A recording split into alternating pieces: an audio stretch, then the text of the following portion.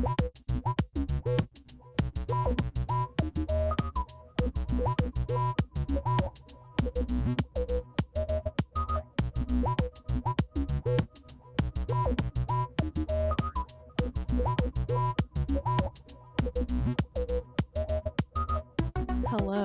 and welcome to episode 206 of the Book Wars Pod.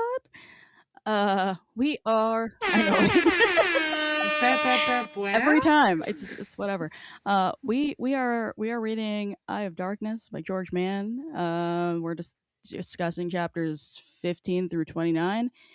This sure is a piece of literature that got published by a major house, and some of us named Kate are reading Eye of Darkness by George Mann against their will. I have a lot of feelings about this man's prose style, which I will not get into at this very moment because then it will become the whole podcast.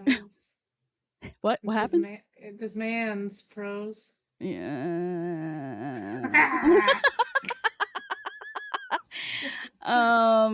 What are we drinking? I just have tea because I am a low energy motherfucker. Work is a nightmare right now and has been since the beginning of the month, and it will continue until like past my birthday next month. So you should be drinking that tea is what I'm hearing. I've had like 2 migraines in the past 2 weeks. I don't I cannot help with that. Okay, I will allow the tea. Yeah, thank you. I appreciate that. We are doing a lot of other things that are extremely legal in Colorado on the weekend, though, so that's fine. What you got, Burb? I am not drinking tea. I am drinking beer. Because work has also been a nightmare for like months now. And it's almost fiscal year end in Oregon, and all of my clients at work are on that timeline. So I'm not gonna work. I'm gonna be fine now, but in like 2 or 3 weeks, I will be drinking a lot more beers after hours. Mm-hmm.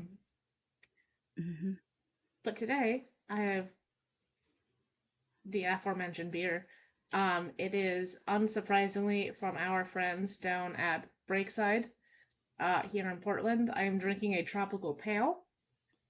And I was told to elongate this section, so I pulled up the description. I will not read all of it, because it's like paragraphs.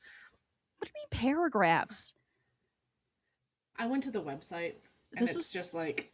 What the fuck? There's a lot. Why does this beer have its own like fucking biography? Let me see if there's anything on it. Ugh. Shush. Just some shitty AI art. Okay. It's a tropical pale, so it's a pale ale. It's 6.1%, and it's got like some really good flavor profiles. It's not like bitter or anything, but it's real strong on obviously the tropical fruit. The ones highlighted here are pineapple, guava, and tangerine. It is very good. It is one of my favorite beers that they do, and Breakside pretty much only does good beers, so we are enjoying. Man, I've certainly never had a bad beer when I visited, so yeah. Devin, what do you have?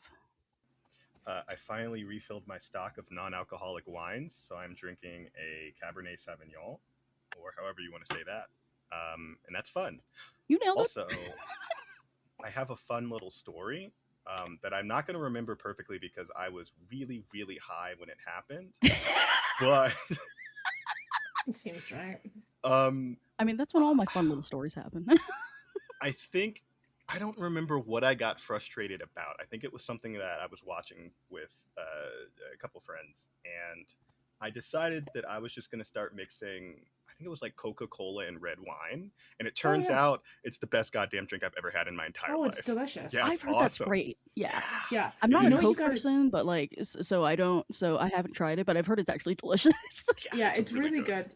Do you know what's better? You can't get the same effect that you can like in Europe, but you can get close enough, because like in Europe they're like lemonade is like lemon lime Fanta kind of like it's somewhere between like a Sprite and a lemonade, and do that with wine.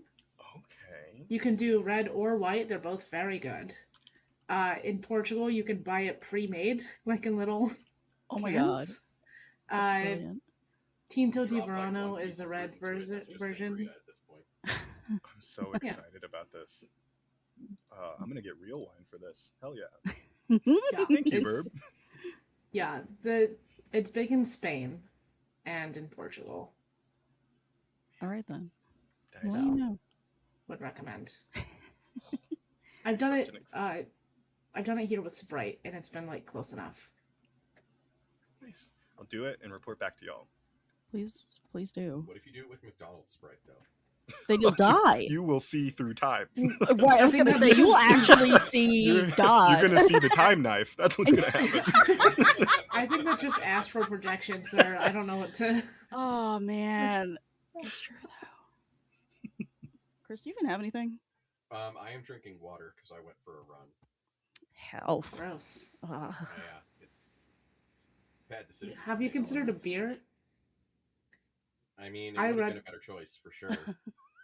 I read once, like 10, 15 years ago, that like it's actually good to have a beer after a workout, and I'm like, I am not going to question this. I have actually heard that. It may still be apocryphal, but I have heard it.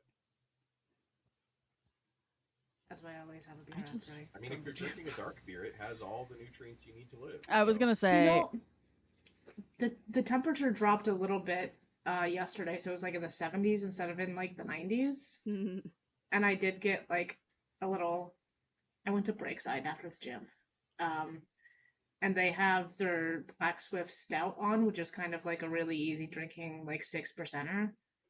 So I got all my nutrients. There you go. I love that for you. No.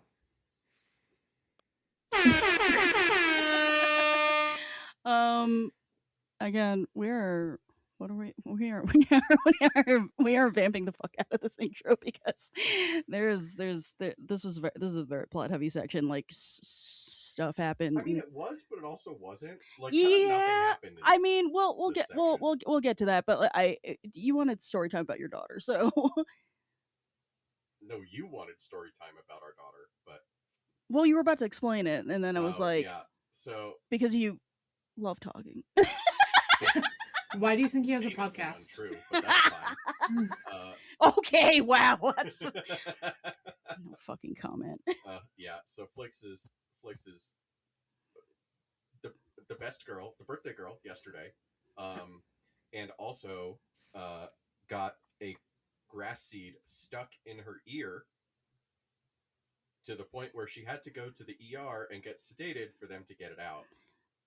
Because she goes out back and she just sticks her head in dirt. Just straight up sticks it in dirt. It was so far in there that, like, if you checked in there, you couldn't see it. And then when the doctor checked in there, she had to dig around a little bit to be able to find it. Which, like, I assume this dog is 10 pounds. Like, I assume there's only so much ear canal she can possibly have. But nonetheless, rummaging around in her ear happened. And so yeah, that's, out of our two dogs, like, as if you've been listening for a while, Orca's the one who has like the most chronic health conditions out of like any fucking living creature ever. And Flix is like perfectly happy, healthy, bouncy, whatever, but she gets weird problem. So there's this, and then that time her butthole fell out. So forgot about that These one. are both things that have happened. Yep.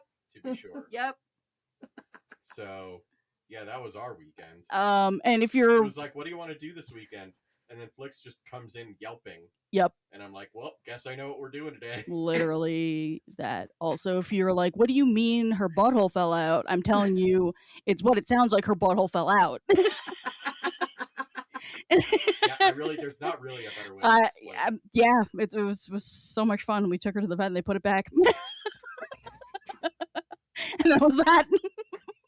I feel like that's probably gonna be the title. Have we not talked about that on pod before? I feel like we have to. Maybe we didn't tell the story. Oh, I don't know. Or is that an off-pod conversation? Maybe an off-pod conversation. Okay. Which I don't know why we decided to do that. It's such a delightful story. Truly. This is. Imagine dealing with human children. Oh my god, this is why we have so many Nope. listeners. I was just talking to my friend whose 3-year-old just won't stop falling out of bed and hitting his head on the bed, the bookshelf next to his bed, the floor, like any old thing, like on his way down. And I'm just like, oh He's god, bouncy. He's fine. he's probably got a TBI. I don't know. Yes. Kids are made of rubber at that age. They I just don't bounce We all back up. maybe have a TBI. Like, I absolutely got my head stuck in like a chair once when I was like that age. That is the most you thing I've ever heard in my life. And apparently my parents, or I don't know where my dad was, but my mom was there, and she and her friend were laughing too hard to come help me. That's right. That would be me as a parent. I would just be crying. Oh, I was screaming. Oh, I'm like, sure. what are you gonna do? That's hilarious. that's what I would do if Fritz ever got her head stuck in a chair. I mean, I feel like she has almost gotten her head stuck in a chair. Probably. We don't really have chairs with holes in them. At other people's houses, but yeah, okay. Oh Lord. All right. I'm gonna speaking of everything is hard right now. So our cause for this book is Vote Riders. You can find them at voteriders.org.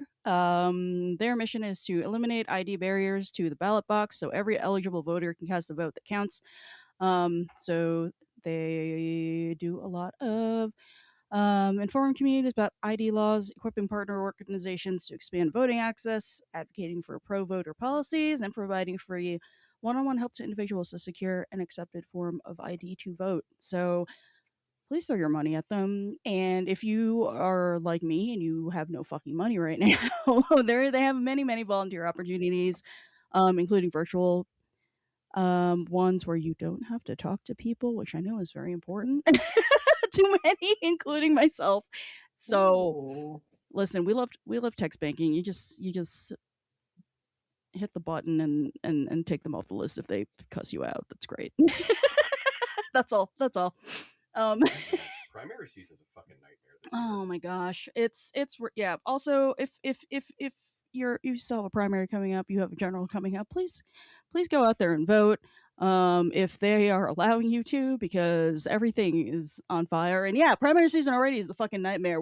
I'm just sitting here staring at my Colorado ballot and just being like, every choice is horrible and I hate everything. There's just so many old white men, and I want them to go away. If either Michael Bennett or Phil Weiser is listening, you both fucking suck.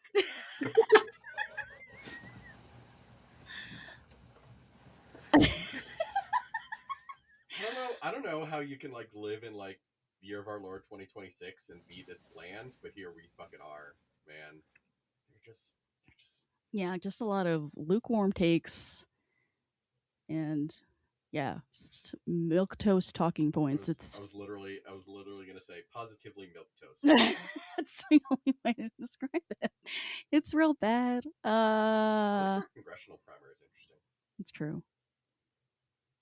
One in a row. If we have any Denver people who are listening, and this airs before June 30th, vote for them a lot. Yay. I also might be banging on your door at some point. Whatever. It's fine. In the middle of the night. Yes. Yeah. Just to clear you.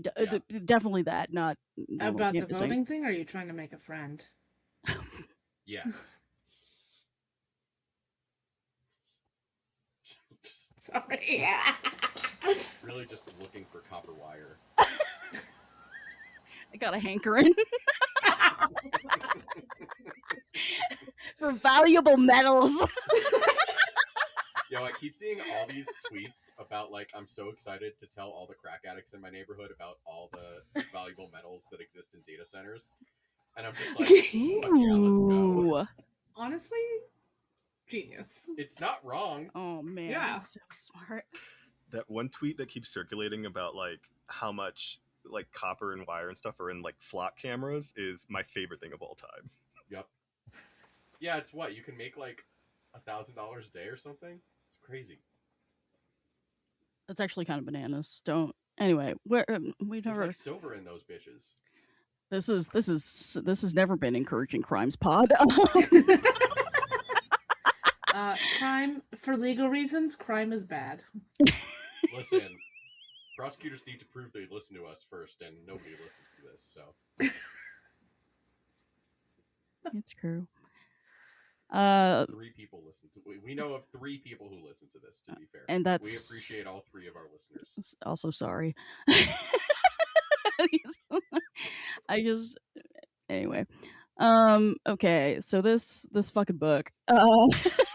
we read like I think the first quarter of it, and then we put it down for a little bit because everybody was like traveling or finishing their semester or having a mental breakdown or any combination thereof. So it's been a while since we were reading this, and I honestly can't tell if I forgot how bad the writing was or it got progressively worse. Why not both? Yeah, that's yep. So I don't know that it got worse, but it didn't get better. No, it got worse. It got worse. Trust me. Before I get into that, so there's plot happening, I guess. Yeah, I don't know. He's like he used 100 pages to move things along when I would have taken about 20, so which is incredible to me. It's just like wow, you just wrote a book. There are a lot of things that happened, and somehow nothing has happened. Mm-hmm. I just want people, if nobody who I work with knows about this pod, so I feel like I'm pretty safe. But I was doing the reading today while watching the Dodgers day game during work hours, and I feel like I got 100% of what was going on. You did. Yeah.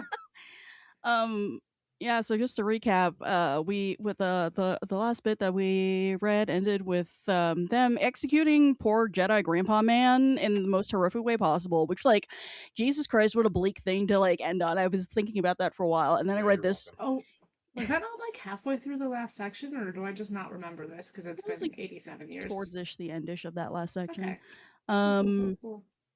And then yeah, this section is a whole lot of both the prose and the plot and the characters just spinning their fucking wheels, I guess. IDK. Just like, hey, that's not fair to say. Porter Engel went from one place on the planet to another place on the planet. He killed some fuckers on the way. He killed 5 people. Honestly, that was a better chapter than a lot of the other fucking chapters. Yeah, you something know, fucking happened. Elzar had a bunch of conversations in which he was had several angry. Angstuses. So that's special. I feel like we can very quickly talk about where everybody's at right now. I wanted quickly because it took George Mann like 100 pages to do it. Holy smokes! I am sure he's a lovely man, just a very nice human being, and also, this is not my cup of tea. It's clearly somebody else's. Good for you that you didn't suffer while putting your eyeballs on this as I did. All right. I will never really understand why he writes middle grade and then they gave him the adult book.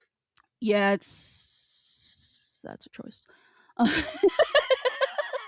Honestly, and it's like one of those things where it's like I've seen other middle grade written that also wasn't like that, that which also was better.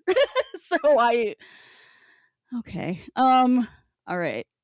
I wanted to start by talking about Girastaros because you're in danger, girl. Like,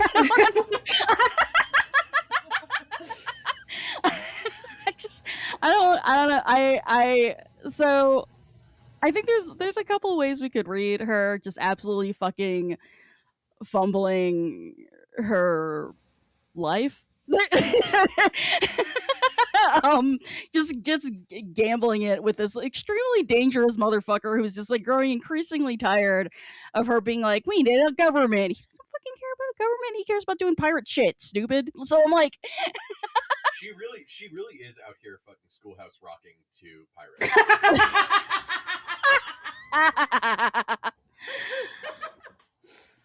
like, I can't tell if she is too smart for her own good and thinks that she can, like, handle Markian, or if she's been bamboozled by Dick, or, like, or something else happening. I just, like, I don't think know she quite thinks how she to can yeah. do it. Yeah. I think Yeah. I think that she thinks so highly of herself Mm-hmm. that like she can fuck him into believing her. Hmm. And I don't understand how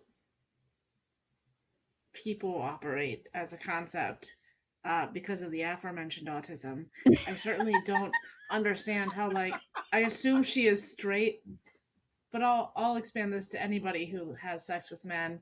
I don't think that's how that works. I think that's a good assumption. But I think that's what she thinks she can do. Yeah, that's kind of where I've landed too. Like, I like have gone back and forth. Like, if we're supposed to read her as like she's smart but she's in over her head, or if we're supposed to read her as she thinks that she is way smarter than she actually is. And I think it's that. Like, I think it's that. There's the one section where she literally was like, "We're on the winning side." She's like, "Why doesn't my child understand this? That I won. I just tried to soften this man up by having sex with him, and now he won't listen to my ideas about how we should establish diplomatic relations with the people he's trying to kill." Now, why doesn't my child, who is missing and I haven't looked for and I haven't cared about in like a literal year, why doesn't she understand? She could be dead. Why didn't she understand? but like she like I don't know, because like she was portrayed as being fairly with it in phase one. Mm-hmm. Granted, we did not see a ton of her, but like she was portrayed as being very powerful. She felt savvy too, yeah. Yeah, she was savvy. In But her it's very, own like, environment, though. I feel like it's Yeah. almost, and I don't know how intentional this was, but I do feel like there's a certain parallel to like American politics right now, where like you Is feel she like Mitch you're McConnell? So huh? Is she Mitch McConnell? Oh my god, she's a I mean, turtle? honestly, kind of like she thinks she's so savvy. She's like, I know every single way to manipulate these rules, and I am going to be able to control everything. And then like Markian or Trump or whoever just walks in and is like, wrong. And like you keep trying to be like, no, that's not how it works, and they're like, wrong. And they just like keep yelling, and you can't do anything about it. And it's at that point that you realize that pieces of paper can't actually help enforce anything. Yeah. No, they have no power. No, It's true. They're they have only... no power if nobody gives them power. And I feel like that's kind of where Gira's at. Yeah, that's kind of what I was getting at when it's like, with like extremely savvy at moving within like her natural environment, which is the Coruscant politicking, and you take her out of that, and then you tell her there's no rules, and she's just like, I do not know how to behave, which we've all been there, but like usually not at the expense of like getting shredded by some hot man's very sharp teeth. Like, I do think too that part of it is like because she was so good at that, she was very savvy in organizing, and she's like, ooh, I'm so good at this. Who am I? And like that's her, like she's very self-confident, which I love for her. I had most of this thought earlier, but then y'all kept talking and I was listening instead of thinking of my thought. But it is along the lines of like she was so confident and savvy when like that was happening, and she was doing whatever fuck shit she was doing with the Republican phase one, which was 84 years ago, so I don't remember. true. But like when shit hit the fan, she was like, I can still do this. And it's like you said, Kate, like, no, you're out of your element, babe. Like she is like very much out here like telling herself that she's playing like 4-dimensional chess, and then she like makes a move, and then Markian just like fucking kicks the board over and shatters it. Okay, but Markian also like Marta Rowe kind of invented 4-dimensional chess, so like that's part of the problem. Did she? I don't know. Like, well, Bitch. I don't. I don't think I I think agree with Marta was that. playing checkers poorly, and just like I the other think person dropped dead. I think I think Marta was like, but you promised me that I could take this checkers piece. And then she got mad and she also kicked over the board. but the roof, like, well, I say that because Marta's whole thing, you know, as we read in that short story, is she wanted to leave a legacy. This has been generations of Rowe family just sitting around and plotting about how they were going to kill the Jedi. That part is fair. That part is fair. I'm not saying she was good at four-dimensional chess. I'm saying she did a thing. That's fair. I would say the Rows are more strategic than tactical, and they kind of don't give a shit about tactics. And what's the difference? Oh, my friend. No, really, this is a real question. Strategery is what you were about to say. Which one is strategery? Which one is strategery? To me, at least, let me know if others feel differently, but strategic is overarching goal and like long-term big steps. How do you get there? Tactics is like the incremental small things that you do in the margins to make it happen. So like strategy is to keep with the political analogy. Convincing white people to vote against their own interests. Yeah, like the strategy is like I'm going to get fucking assholes elected, and it's going to mean that I don't pay taxes, and that's how I'm going to not pay taxes. The tactics is we're going to tell white people that black people are stealing all their money through welfare, and then they're going to be fucking beholden to us for generations, and it's going to become a whole thing where they'll just do whatever we tell them to do because they're that fucking stupid. I'm about to pull up the dictionary for real. Ronald Reagan ruins the time for everybody. Oh my god, tell me about it. I'm pulling up the dictionary for real because I'm like I will say, when I was a kid, I was very much... Sorry, you go. I don't think goals and strategy are the same thing, which is basically what you said. So I will say, when I was a kid, I was very much like, oh my god, my mom's so annoying. Everything in the world can't possibly be Ronald Reagan's fault. And the older I get, the more I really do realize that pretty much everything in the world is Ronald Reagan's fault. My ma grew up in Ronald Reagan's like boyhood hometown, so I had a very different relationship with Reagan as a kid. We were like, oh yeah, and then I like grew up and learned what he was actually about, and I was like, oh, I don't know about all this, man. I will say, as I look over her shoulder at her screen, Dictionary.com is agreeing with me, even if I didn't word it perfectly. You didn't do it right, but I mean, it's Dictionary.com is not telling me I'm wrong. This is also, furthermore, this is not my example may pedestrian-ass Dictionary.com. This is Merriam-Webster's website. Fuck you. And they're telling me I'm right. You uncultured Both swine. Merriam and Webster are telling me that I'm right. To that point, I'm so mad that I can't remember the specifics of it, but there's a part of this section where somebody was talking about the Nile, about how they have discipline, but not, it's not control. What is that fucking phrase? Order. They don't have order, but they have discipline. And it's like, they'll do what they think is the right thing, and they'll focus on their goals. It's not going to be what you tell them to do.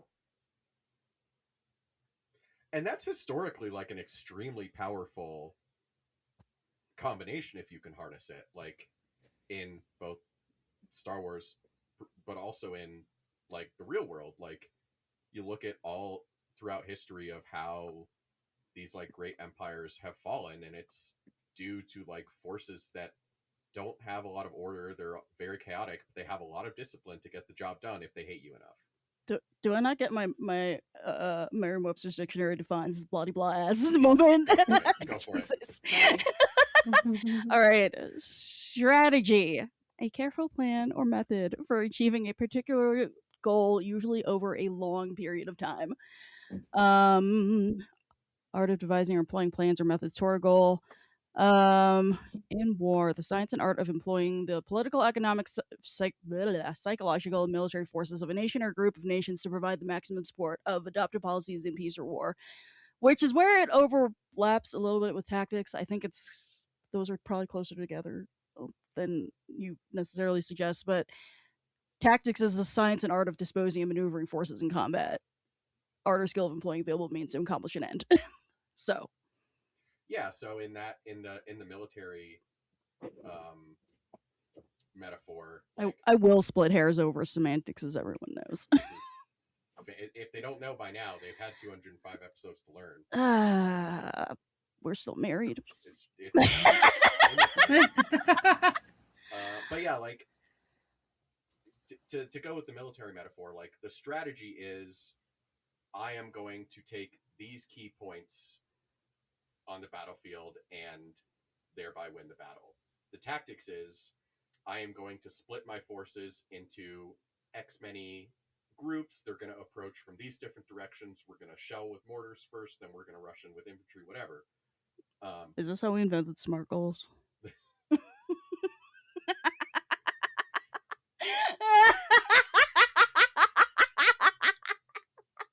I don't know what the fuck you expected from me. You're the way you just looks like you want to die is really good right now.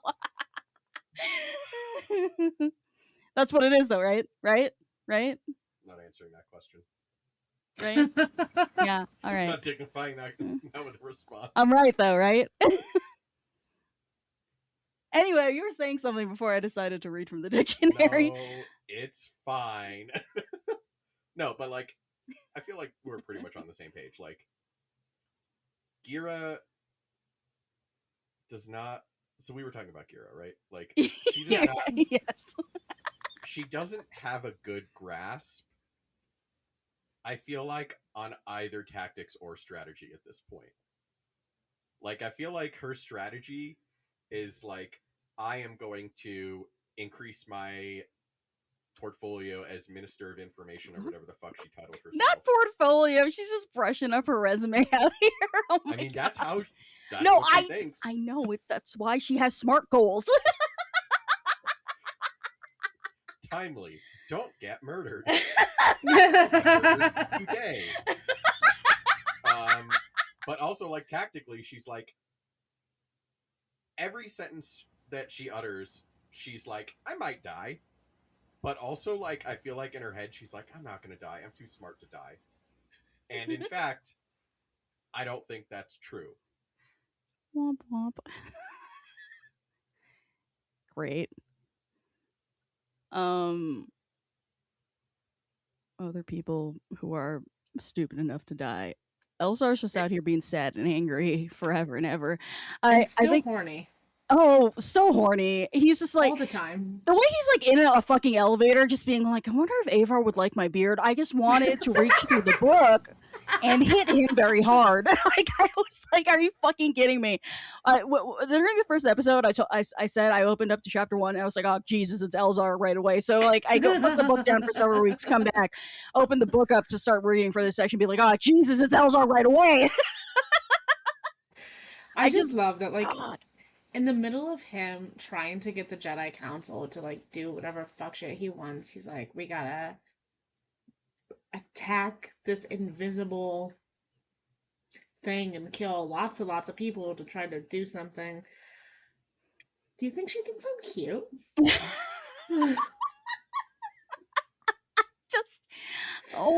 This is the biggest meeting of my life. Do you think she likes my beard? I fucking cannot. Listen, who among us didn't walk into a final exam actually thinking about whether their crush was into them? This man is like 37 years old. I mean, I get it. I don't approve of it. I get it because I am just some guy. I am not a goddamn Jedi. Yeah, I am not in charge of, like, saving the galaxy. I'm just trying to get through, like, I don't know, trivia, I guess. See, honestly, it's really funny. I had a different joke for this, but like, it's honestly really funny that you say that because as people who have lived in Washington D.C., I feel like we Don't have recommend. all do not 0 out of 10 Oh, I do not do. recommend.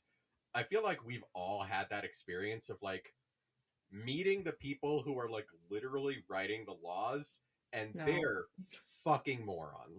They're so stupid. They're Like, so They're stupid. literally like the last place trivia team at your local Irish bar. Oh man. Not to mention just stereotypical, like that dude we knew in undergrad who went on to like be an aide on the Hill and fucked his intern. That's how he got fired. Oh, I knew a guy in college who was the reason that DC leaks got like Michelle Obama's passport photo at the 2016 national convention, and that also got a frat on campus shut down because he's a fucking idiot. But he thinks very highly of himself. Oh, I'm sure he all fucking do. does. Can I introduce you to my good friend Gara Staros? So like anyway, I don't feel like Elzar is actually supposed to be like the everyman and relatable in that sense. But it is funny because like as a society we do like lionize all these people who do XYZ. And it's like, like we do it to doctors, we do it to people who like do legislation, maybe not so much anymore with the political stuff, but like we used to. And we do it to, again, cops maybe back in the day. And then you actually like fucking meet these people. Oh, And teachers. All teachers, yep. Teachers when you're all a the kid. fucking worst. Mm-hmm. Yeah. Who was I don't know. I was talking to you, Kate, about someone the other day, and it was like, and that's why I don't trust doctors, because it's like somebody who we know who's really stupid who's a doctor, and I honestly don't remember who we were talking about at this point, but I only trust 2 doctors, and that's because I know that. Yeah, I'm like exactly. personally, like honest to God. Every time I walk out of like I don't know whatever doctor I have here, I'm just like texting my best friend like, "Is this legit?" Okay, just making sure. Also, she works in the emergency room, so she's literally seen everything. It's wild times. Also, the other thing I was going to say is, who is stupid enough to die? Stone Geos.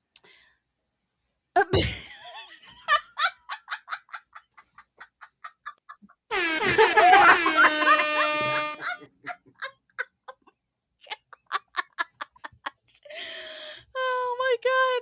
Listen, the other thing is that like Elzer's just walking around with like what would Stellan do on his shirts, and I'm just like, I need you to stop. I need you to stop, dude. Like, It's like, Elzar, you're not actually supposed to ask that out loud Mm-mm. every time. Like, you can say it inside once in a while. I think he said it like 5 times during that meeting with the council. No. All right. Speaking of the plot not moving along like at all, I just Elzar has this meeting where he's just like, "What if we went and attacked the storm wall?" And they say no, and that's the end of it. And that could have been 1 page, but sure, whatever. Let's keep writing. Bella and Buryaga are out here just doing fucking search and rescue shit.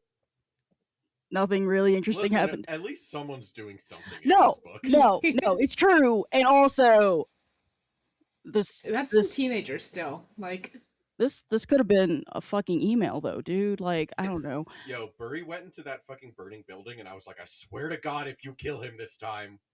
I need that poor being to stop catching himself on fire. I'm like, dude, you're like covered in fluff, right? I need you to just not. He needs to invest in some sort of flame retardant for sure. Invest in just like get like a good like heat protectant spray like before you curl your hair. I was just gonna say get some better Jedi robes. You can get like a little that too. Yeah, a little suit or something. That's true. Just like that's breathable still. I was actually thinking about Jedi Master Flubber and his fucking containment suit. Like he needs one of those. Also works. I was stunned to see that Yoda still. I don't know why I was stunned because Yoda loves making a bad decision, but Yoda's still dragging around this homicidal mummy for real. I was like, he just blew up a whole town over there. Like, what do you mean you're still feeding him? I love how what I found is so sick of Yoda at this point. And I just look at this Aslan Relish just every opportunity. He's like, what if I take off my glasses and creep you all out with my eye sockets? Like, what the fuck? I will say, with regards to the Jedi Council, like, what are you gonna do? You know Yoda is gonna outlast all of you. It's true. You can try to stop him for now, but he's got this fuck ass mummy that's gonna be alive for another 200 years. Fuck yes. Yoda has such CEO, like absentee CEO energy. It's unbelievable. Jeez It's like Louise. you didn't Yoda- come to a meeting on this project for a year, and yet Yoda now is you're in charge coming of a in startup. like, what if? And hear me out. We just listen to this crazy dude and throw our plans out the window. Yoda is everyone's the like- tech CEO who thinks he's gonna, like, what if we did like an Uber, but Yeah, like like- it's got a set route, and you can Have get we- on and off whenever you Have want. we on that. thought about how we can leverage blockchain when it comes to fighting the nameless? We'll just use AI. Done. I love it. Ship it. we can get rid of so many Jedi if we just use AI. All those Padawans, don't eat them. We're good. They will be fed to the machine. What AI can do the work of like 10, 15 Jedi? That's why Anakin killed all the younglings. Am I right? It's fucking AI. Is it? AI killed the younglings. Efficient management. Was it in Snowpiercer or an episode of Doctor Who where they feed the little kids to the machine? And that Snowpiercer. keeps. Yeah, that was Snowpiercer. Yeah. Yeah. They're doing that with the Padawans. Yeah, you know. Wait, I mean, they're not feeding it, but like I was gonna say no. That's not Snowpiercer. it's like They use the little kids to like get into the crawl space, but like Oh, so maybe it's Doctor Who. I think it's Doctor Who. anyway. If you haven't seen Snowpiercer, my bad. Anywho,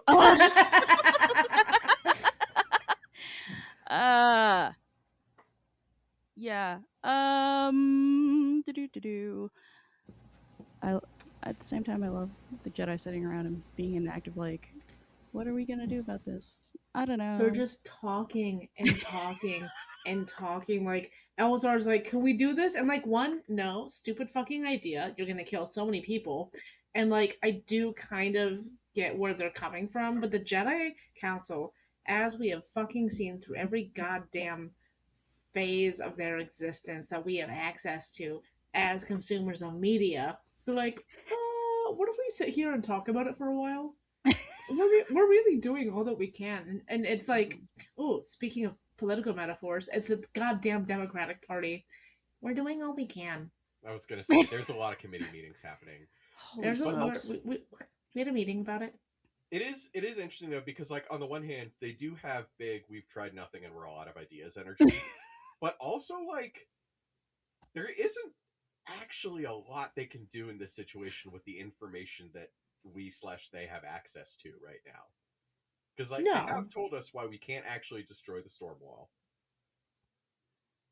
And like and Elzar went through that whole fucking thought experiment, which was big, as you know, Bob, energy. Oh my god. But like about why you can't just like shoot the storm wall, why you can't just launch the nuke into the hurricane. And like they actually don't have a lot. Like Lena So's like, I am going to launch a Republic fleet, and I'm like, where? It's a bad idea. Listen, I don't disagree with that. Like, there's not really a lot they can do. You know, like, because what are they gonna fucking do? But it's the resistance to any idea that gets me. Like, listen, we just saw the mummy blow up a city, apparently, at some point in things we've read that I don't remember, but that got mentioned in the book and also It here. was a comic, so that's why you don't remember. Okay, that sounds right. Sorry, Dad, as usual. Yoda came home like, look what I brought. And they're like, we actually said no after this mummy blew up a city. And the mummy's like, I have ideas. And they're like, Your last Fuck idea was you. blowing up a city. Can't emphasize that enough. Also, I can't emphasize enough that they sent Baby Wreath back to the library. I mean, to be fair, Baby Wreath probably sent himself back to the library. I mean, yeah, yeah, that but was- it's like he start- volunteered for that. talk about going back to square fucking one. Wreath can do all this cool shit now, and it's just like I'm gonna go back to the library. The aforementioned autism. It's the resistance to everything, which, like, again, there are fair points as to why they're saying no to things here, but it's just something that we see literally across every era, where it's like, aren't you supposed to be like the best and the brightest? I mean, it's an interesting, and I feel like it's like this in like real life too, where people have very different opinions about what they want people in power to do in these like no-win situations. Like, do you want them to like think like not waste resources doing things that obviously won't work, or do you want them to just like be seen trying something even though we all know it's not going to work? And I do feel like that's actually like a real thing that people like argue about in real life, like in Sure. again in politics. Like, I mean, the Democratic Party is long ago past the point of you are actually useless. But like that used to be like an actual thing. It's like, why aren't you like doing more, like introducing random shit that will never get passed? And it's like, because like that's time that gets wasted and it's meaningless. So like it's not a perfect metaphor for today, but it used to be a like a thing that people would argue about. Hooray. Remember to vote in your primaries. Remember to vote in your primaries. Yeah, that's true. Speaking of trying things and they're not working, here's Ava again. This is I feel like her bits were actually kind of the most interesting to me, just because like we were just tearing apart her entire fucking identity, and it is so delicious. Like, my favorite part of this so far, which sounds kind of, which is gonna sound kind of fucked up, but when she makes that grain shipment, she's like, I did a good thing. Here's my good deed for the day. I can feel good about myself. I'm a real Jedi. Da, da, da. And the lady's like, all right, so when's the next one coming? And she's like, what? And she's like, this is going to feed people for like 2 fucking weeks because it is one medium-sized hauler full of grain, and we have many people on the whole fucking planet that is being blockaded. And she's just like, oh my god, logistics. She's a Avar's an in the moment kind of girly. She always has been. We are watching her learn in real time that she cannot girl boss her way to victory. I mean, it's true though. I will give this to George Mann. This was a smart move to have it be specifically a grain shipment after what she is able to do in light of the Jedi, with saving Hetzel and it being like the breadbasket of the galaxy, etc. And now she's like, here's 2 boxes of grain. This is the best I can fucking do. Please don't look at me. Like, I felt like those bits, at least plot and character development wise, were well done. In other ways, not so well done. I did really like one thing about her plotline too, when she was like talking to the people on the planet, and they were like, "Oh, actually, we're kind of like a religious thing." And so, first of all, I was like, "The path." And they're like, "Actually," she's like ready. She's like, "Okay," like thinking on the spot. Well, can you plant some of the grain?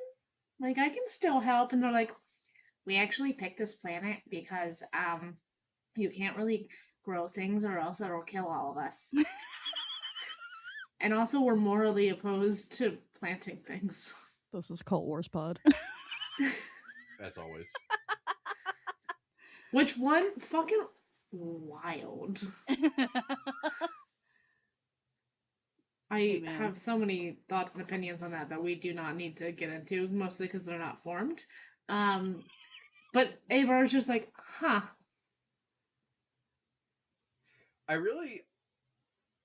I want to know. I don't actually need to know this. This is like people on the internet would be like, I want a whole Disney Plus series about this cult. I do not actually need to know any of this. I actually think we need a whole series of movies about Darth Vader. Oh my god, my life's been so much better since getting off Star Wars Twitter. But like, I do want to know, what are they like? Like, how pre-Nile, how do they survive? Because, like, they don't plant. Presumably, if you don't want to fuck up the environment, that extends to industry. They So, had a like, trade what do you system going trade on. with? Say again? They had some kind of trade system going on. Well, like, what do they trade with? They have no way to acquire raw materials. I think Maybe they pick up rocks. maybe they do. Chris, I don't understand. Again, like Avar, logistics? What do you want logistics for? So, like, so while it was really funny to watch Avar fail, and I agree with Kate. I actually really like this bit of development for Avar. I think it makes her a much more interesting character. But while it was really funny to watch her fail, I did kind of feel for her when she's just like, "Well, what the fuck, man?" Like, yeah. At that point, okay. Like, honestly, I was gonna say I don't want to shit on whatever. I'm gonna shit on it. Just fucking plant the grain, man. You're gonna or die. No skin on You're my about nose to at this point. die. Fucking Christ. Listen, You I know feel what's like better than not fucking planting on this planet you live on? Living. listen, man. I feel like we could have a lot. Are we getting into like philosophical discussions about this like super fake religion that's even faker than like Jedi shit? Like this is super fake. Like we could be like, actually, if you plant grain, you're contributing to nitrogen fixing the soil, so you're improving the environment. Like we could talk about this all fucking day. I understand that grain is not legumes. Nobody come at me, but but yeah, don't Everybody come at Kate for not being a farmer. fuck off. Oh That yeah. time I had to explain to somebody that Kate farming from is complicated. The fucking Bronx isn't a farmer. Classic coastal elitist. Y'all, the Knicks won basketball. Wasn't that crazy? That actually is possibly the most unbelievable thing to happen. It's fucking this year. crazy. It's fucking crazy. The Knicks won basketball, guys. And they put Elmo's head on a spike. Yes. We don't grease the poles in New York, but we probably should. It's fine. It was fine.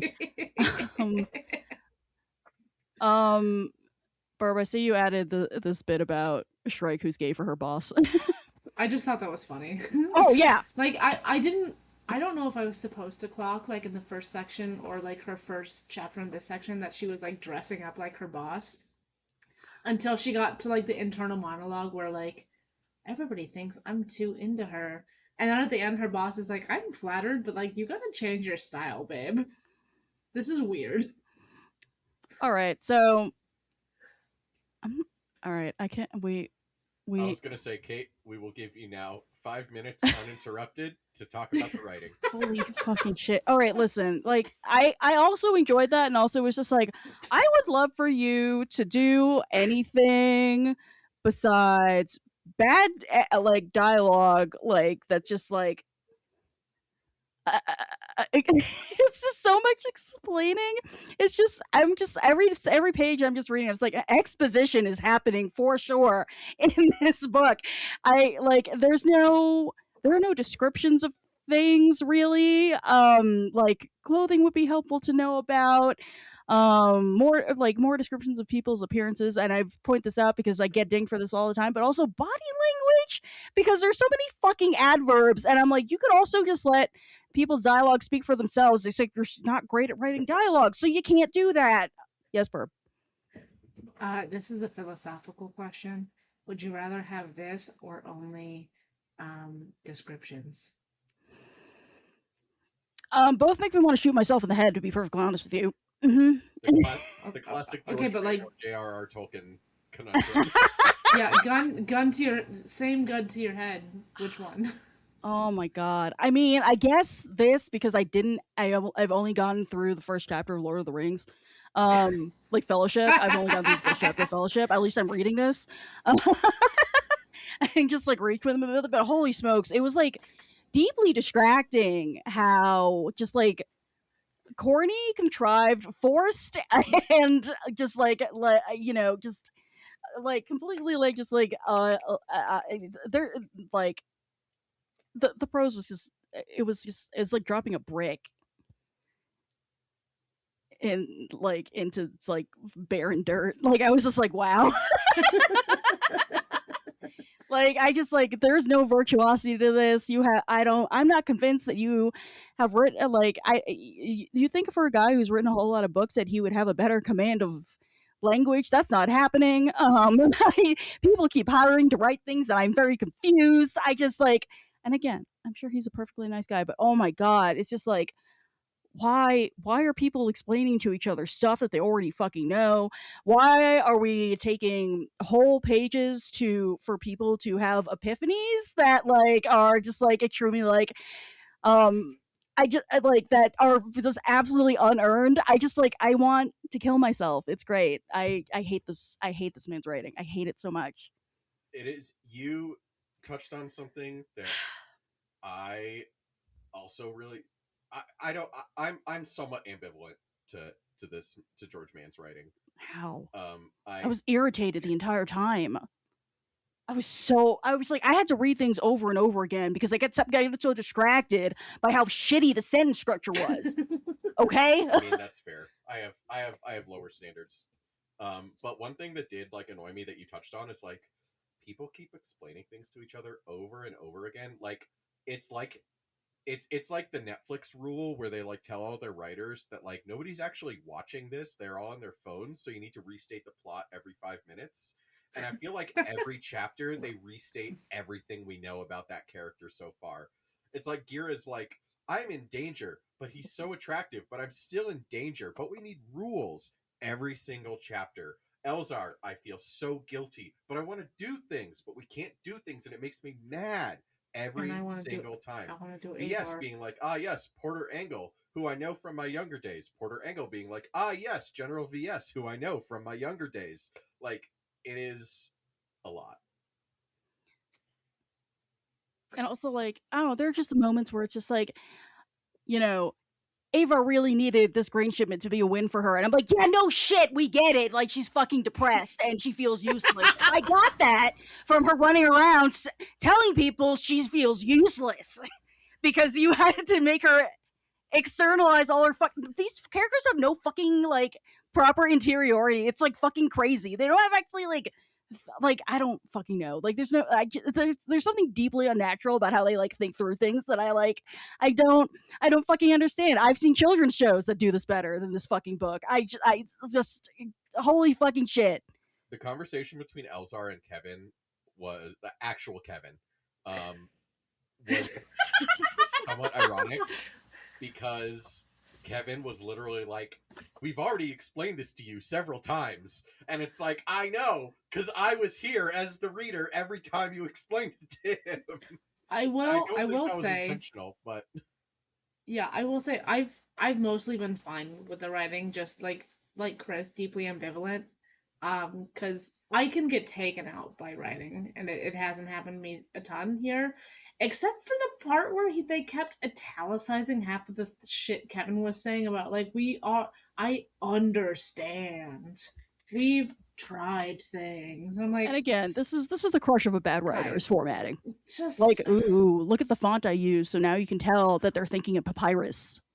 Like, fuck me. Kevin's a patriotism ass motherfucker. She's like, oh, have you tried everything that's been said every chapter? And now it's in italics, so I pay attention. Deeply fucking exasperated by this. I don't think writing. This man has feelings. Kevin is a one-dimensional character who is just there for not even plot development. What's the word I'm looking for? To reiterate all the shit we already know. Exposition, yeah. No, this whole book is fucking exposition. And exposition, thank you. Yes. And expository dialogue, like holy fucking shit. That's the whole book. Like I just like all these people are flat as fuck. I don't appreciate as a reader being treated like a fucking idiot. And like I let me fucking infer or glean or understand any, like, let me enjoy like a pretty sentence, like, just like a flourish. There's nothing like that. It's just an info dump. It's an info dump. Okay, but you say don't treat me the reader like an idiot. You gotta understand this is written for Star Wars fans. Yeah. And Claudia Gray also writes for Star Wars fans. I know. Let me get my dig in, goddammit. I wanted to make a joke.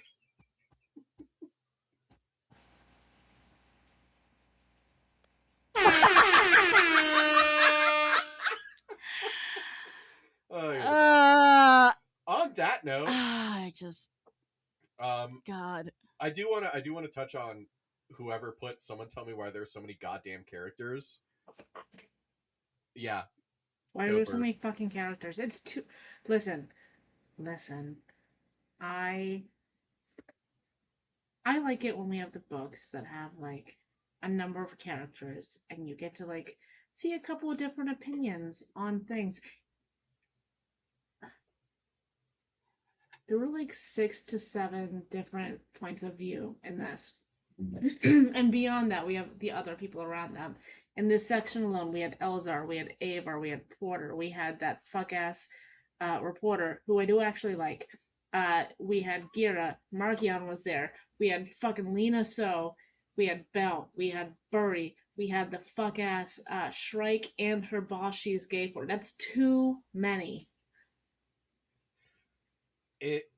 This is something that I agree with, and I think it's rapidly at this point in the writing becoming an issue with the High Republic. Like, I think Phase 1 was much tighter, and then we got to Phase 2 and it was a whole bunch of different characters, and I've gone over my kind of issues with Phase 2 at length, and I'm not going to reiterate them here, but there was a lot of, I think, superfluous characters in Phase 2, and now we're in Phase 3 and we have to keep track of everybody who didn't die from Phase 1, which is actually most of them.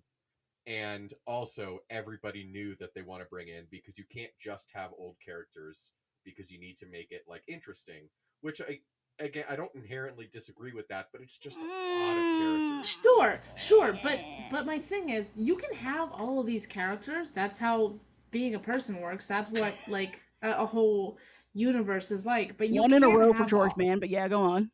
you can't you can't have all of them be like your POV characters. Like, you gotta take a couple of them, tighten that shit up, and tell the story.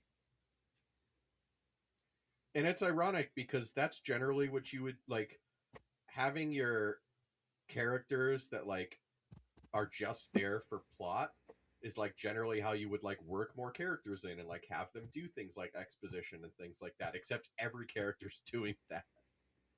Yeah, like the reporter, like I said, I really like her as a character. I think she is a good person to have as somebody we see the story through. We don't need everybody. We don't need Markion and Garastaros. And VS and Baron Bulin and Shrike. And Shrike.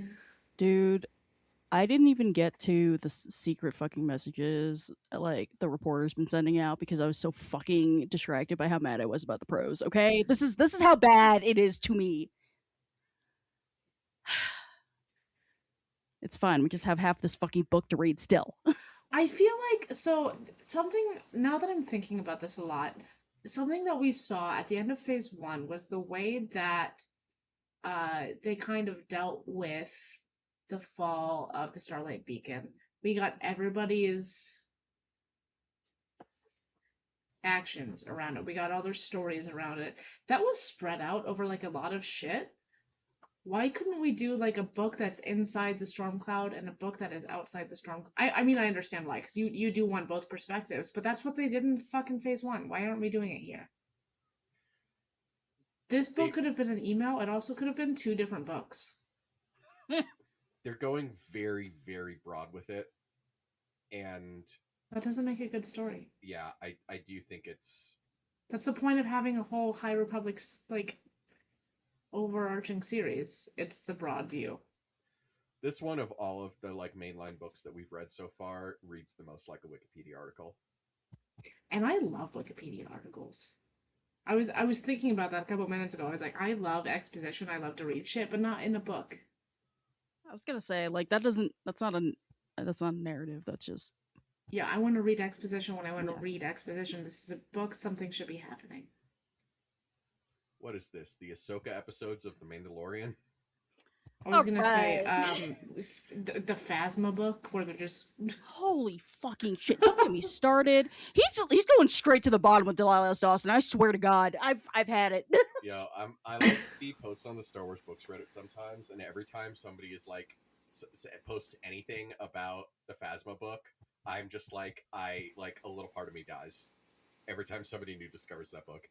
Anyway, on that note, thanks for listening to episode 206 Book Wars Pod. Next episode, we're going to be continuing with Kate's favorite book, The Eye of Darkness. Ooh. I would rather read the fucking book about Luke eating the fucking noodles or whatever the hell fucking shit you were telling me about that one time. Anyway. I mean, that can be arranged. That book does exist. See, now that you said that, I'm going to make you read it, and then we're going to make you report on which one was worse. Great. I love a book report. You famously, like, went to English college degree. and grad school for them, so... next week, we're reading chapters 30 through 49. I also love getting divorced. If you have the means, first and foremost, donate to our divorce legal fund. Secondly, donate to Vote Riders at voteriders.org.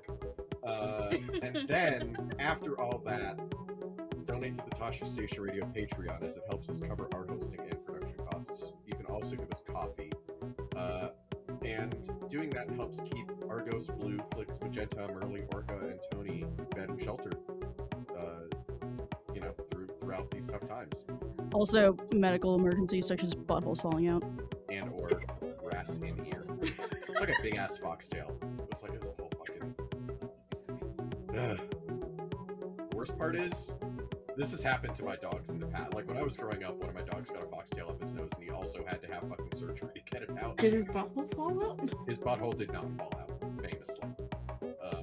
So really what I'm saying is lawns are terrible and grass is the worst, just overall.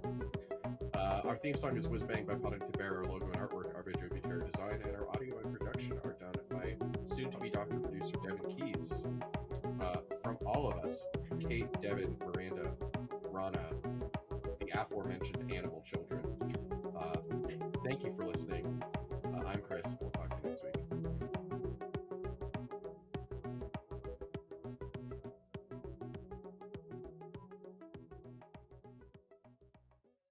Well, part of the fun is the friction.